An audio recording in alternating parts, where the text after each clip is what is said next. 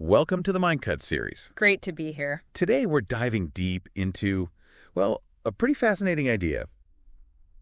That a lot of our health struggles might just boil down to not having enough of the right building blocks inside us. We'll be exploring this through a really interesting discussion when you flagged with a human biologist. This guy has a unique background, predicting mortality for life insurance companies. Yeah, someone who really digs into the nuts and bolts of how the body works, or sometimes how it stops working. Exactly. You gave us a ton of material, so let's jump right in. What really stood out to you?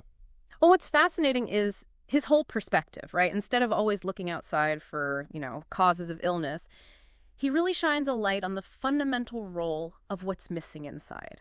Deficiencies. Okay. He basically argues that our bodies are incredibly capable. They can self-repair, function optimally if they have the necessary raw materials. Raw materials, like building blocks. Precisely. Think of it like an internal garden. If the soil doesn't have the right nutrients, the plants just won't thrive. Doesn't matter how much you fiddle with the leaves. Right, you treat the soil first. Exactly. The core idea is shifting from just chasing symptoms to really nourishing our internal environment. Foundational stuff. Okay, I like that. And this raw materials idea. Yeah. He had that great analogy, didn't he, about the palm tree? Oh, yeah, the palm tree with the sick leaf. Instead of just spraying the leaf, the arborist tested the soil, found a nitrogen deficiency. Fix the soil, fix the leaf. Simple as that. And his point was, we've kind of lost that big picture view in human health. Yeah. We're always chasing the symptom, the leaf, instead of checking the underlying nutritional soil. Which really highlights the risk of what he called supplementing blindly. Right. Just taking a bunch of stuff, hoping something sticks without any data on what your body actually needs. It's like throwing random fertilizer on that garden without a soil test. Yeah, makes sense. The really crucial takeaway then is getting data, personalized data about your own body. Absolutely. It's kind of crazy, he pointed out, how we often know more about our business finances or even our car's maintenance schedule than our own basic health metrics. That's a fair point. So he emphasized some basic biomarkers everyone should get a handle on. First up was the glycemic profile. Right. That's your glucose, your HbA1c. Which gives you that 3-month blood sugar average, yeah. Exactly. And crucially, your insulin levels. This paints a picture of how your body's handling sugar, basically, how sensitive you are to insulin. And insulin. Why is that one so important? We hear of glucose, but maybe less about insulin itself. Well, insulin's job essentially is to unlock the door for glucose to get from your blood into your cells for energy. But the expert pointed out it's not just about avoiding, cakes and sodas. Okay. Even a diet high in refined carbs, white bread, pasta, maybe even too much fruit for some people can constantly spike your blood sugar, which forces your pancreas to pump out more and more insulin. Over time, your cells can just get, tired of listening. They become less responsive. That's insulin resistance. That's insulin resistance. And that can snowball, affecting energy, weight, cardiovascular health, because insulin also plays a role in how your body stores and burns fat. So understanding that whole profile is step one for metabolic health. It's like an early warning system then for things like metabolic syndrome. Maybe give us a quick definition of that for anyone who hasn't heard the term. Sure. Metabolic syndrome, it's basically a cluster of conditions, things like high blood pressure, high blood sugar, unhealthy cholesterol levels, often excess belly fat. Okay.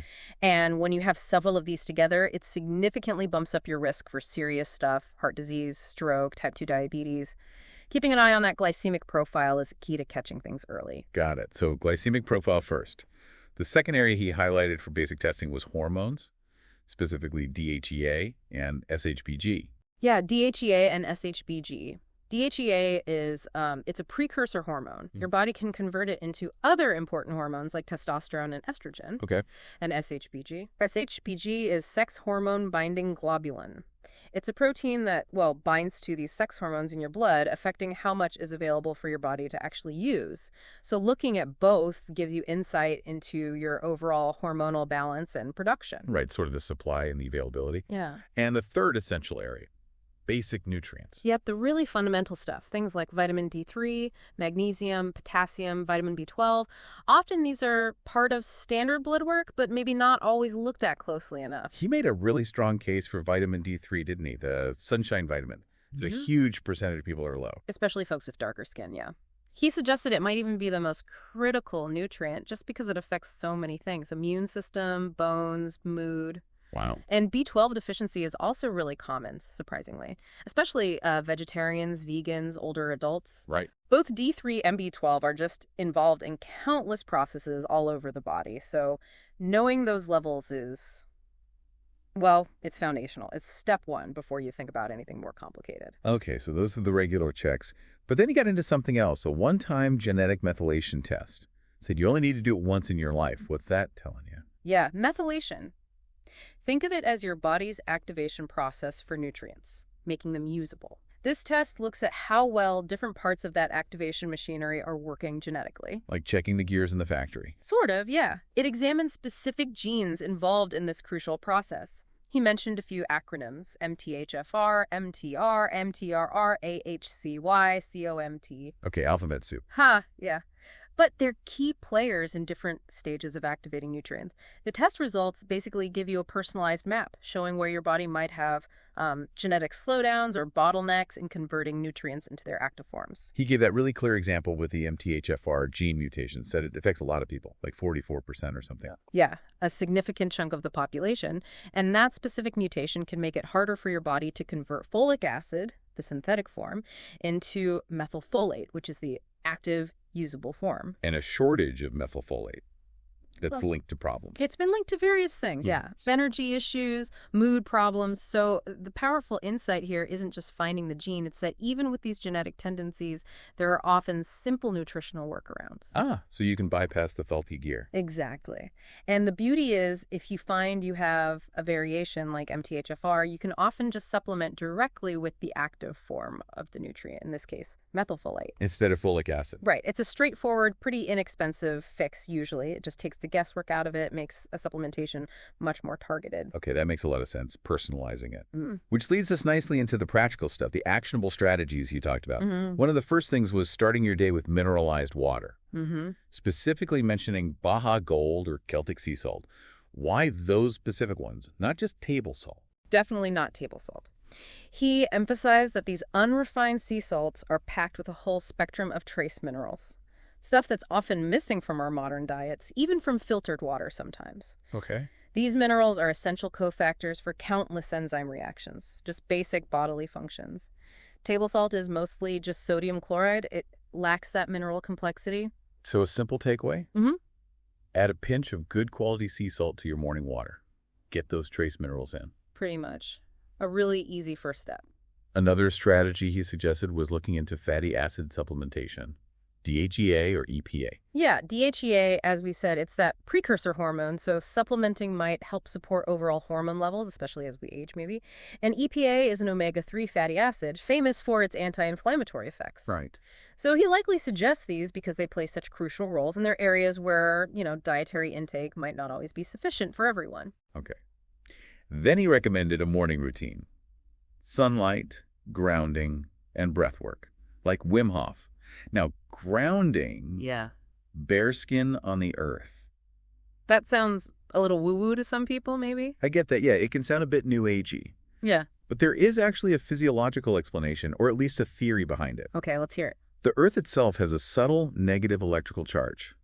The idea is, when we have direct skin contact, bare feet on grass, soil, sand, we can absorb some of these free electrons. Which can potentially act like antioxidants in the body, maybe help neutralize damaging free radicals.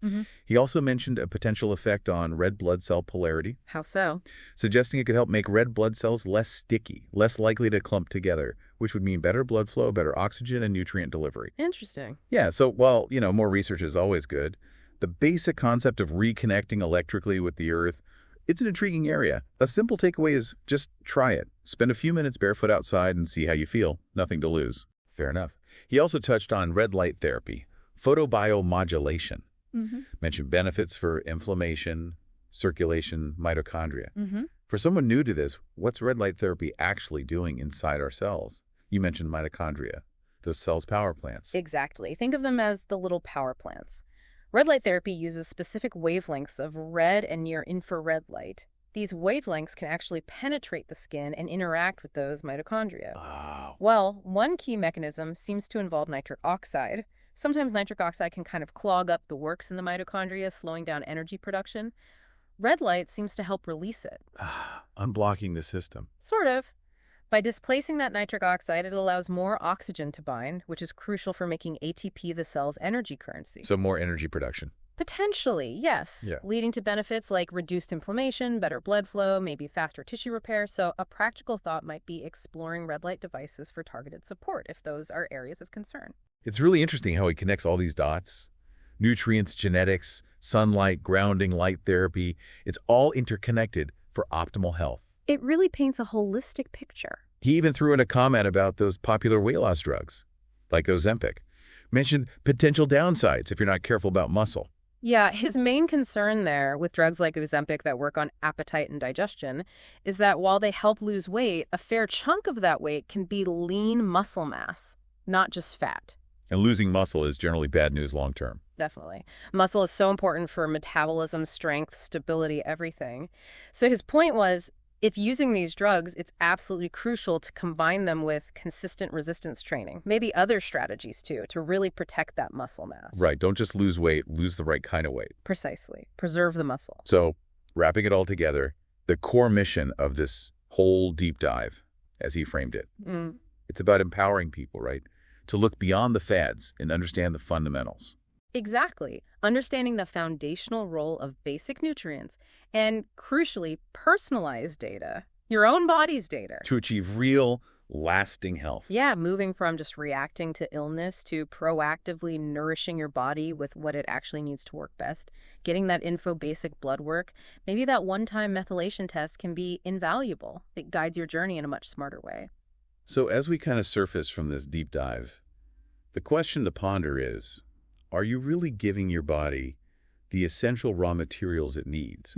This whole conversation really highlighted how many common health challenges might just stem from these fundamental nutrient deficiencies. It's a powerful thought. And taking that step, getting some basic data, maybe exploring that methylation test, it could unlock some really crucial insights for you personally. And think about trying some of those practical tips we discussed, starting with the mineralized water maybe, prioritizing a bit of sunlight and grounding, exploring breath work. These seem like small things, but simple, consistent actions can build a really strong foundation for better health over time. And maybe the most provocative thought to leave with is this. What if disease isn't always something that just randomly happens to us? What if it often develops within us, slowly, over time, because we're missing those essential building blocks? That shift in perspective, it's potentially incredibly empowering, isn't it? It really is. So the question for everyone listening is, what's one small, informed step you could take this week to better understand and support your body's fundamental needs? This is really just the beginning of a fascinating journey.